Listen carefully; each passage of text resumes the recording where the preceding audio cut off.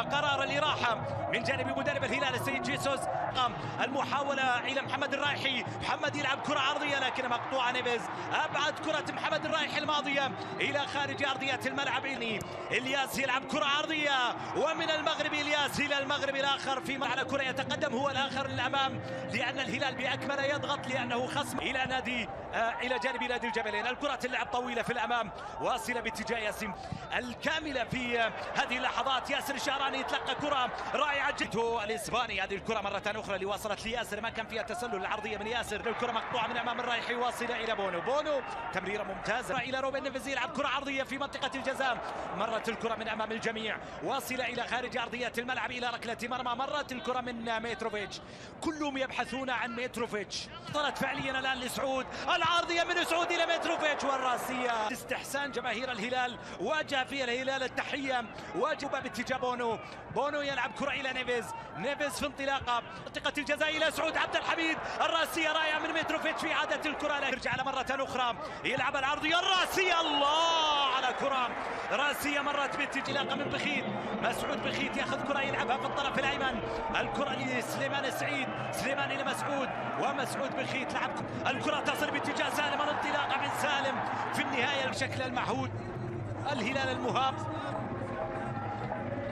إلى روبن نيفيز يلعبها طويلة في منطقة الجزاء لكن مرت إلى خارج أرضية الملعب إلى ركلة مرمى عند الأهلي سيد المسابقة ب 13 لقب بالنسبة للأهلي. كرة ترجع في الخلف وأسلك في أدوار متقدمة.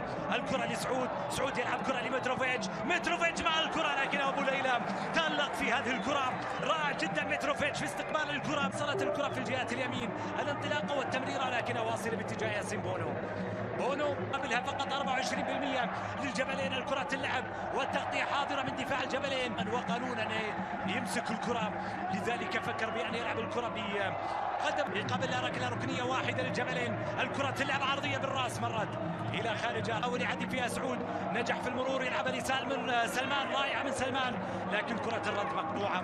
عدت نضيع كثير من الفرص في الشوط الأول. الكرة تصل إلى صالح الجبلين.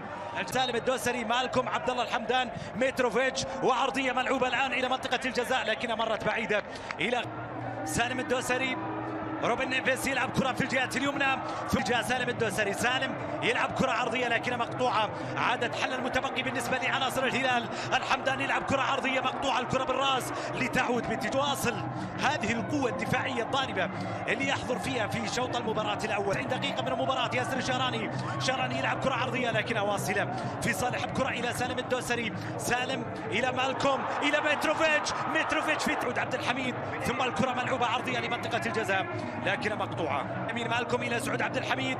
الكرة واصلة هلالية روبن نيفيز والتسديدة من سلمان لكن هناك مشكلة أخرى تظهر للهلاليين حينما ينجحون في تجاوز دفاعات الجبلين إلى دور 16 والانتقال من دور 32 إلى دور 16 إلى سعود عبد الحميد. سعود يلعب كرة عرضية لكن كل الحلول اللازمة للوصول إلى مرمى الجبلين لكن هذه عبد الحميد من الجهة اليمين إلى سلمان وسلمان بكتي إلى ياسر الشهراني في كرة لعبة عرضية لمنطقة الجزاء. محاولة لروبن نيفيز. الله جول أول للهلال. روبن نيفيز أرسلها قوية. هذه الكرة لا دفاعات الجبلين ولا يزيد أبو ليلى لهم قدرة عليها. روبن نيفيز أرسلها من بعيد. الحل وكل الحل عند روبن نيفيز. إذا غابت الحلول فالحل هنا. روبن نيفيز أرسلها قوية صعبة جدا على يزيد أبو ليلى وركلة ركنية مرسلة إلى منطقة الجزاء. الكرة مبعدة تعود سافيتش بتسديدة لكنها إلى خارج أرضية الملعب. الأمير عبد العزيز بمساعد الرياضية الجبلين للعب في هذه المباراة. الطريقة الوحيدة للعب في هذه الكرة ثابتة الجبلين قد تكون أخبارات الثاني. الكرة تلعب عرضية لكن باتجاه بونو اللي لم يختبر أبدا في المباراة. ميتروفيتش وتسديد. الله هدف ثاني صالح الشهري عبر صالح الشهري. ثنائية هلالية تنطق عند سافيتش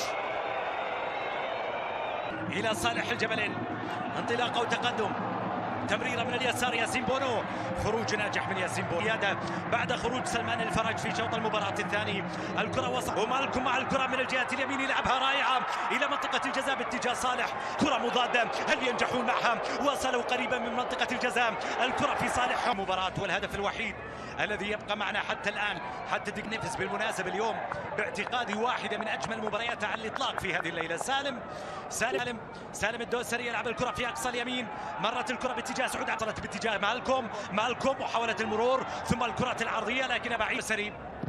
سالم ثم محاولة مرت إلى خارج أرضيات، تحركات عناصر الهلال بمنطقة الجزاء، الكرة ملعوبة إلى داخل المنطقة لكنها مقطوعة، ترجع إلى في شوط المباراة الثاني كانو